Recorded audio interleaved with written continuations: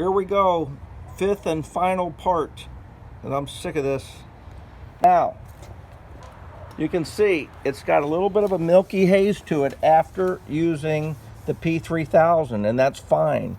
Because when I start on using the polish, it'll really take care of that haze.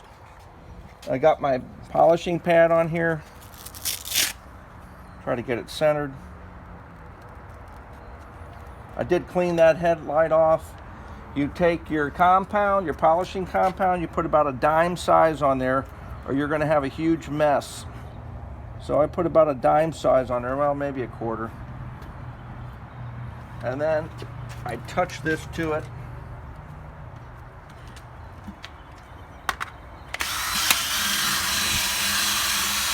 And I start polishing. And you want to make sure that this doesn't go dry. So you want it to still be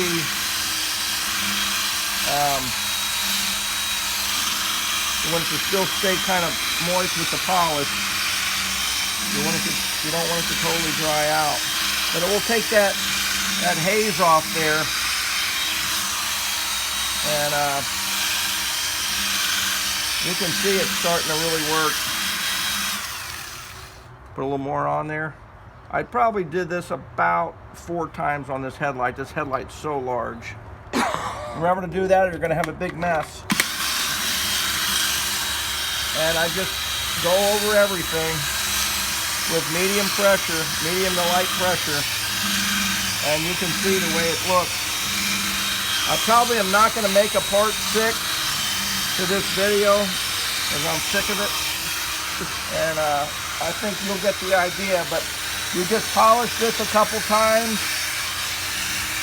and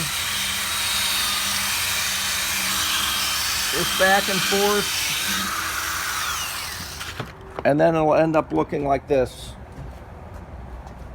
So nice and beautiful. There you go. I hope these helped. Later. Oh, and I am selling my '93 Mustang soon.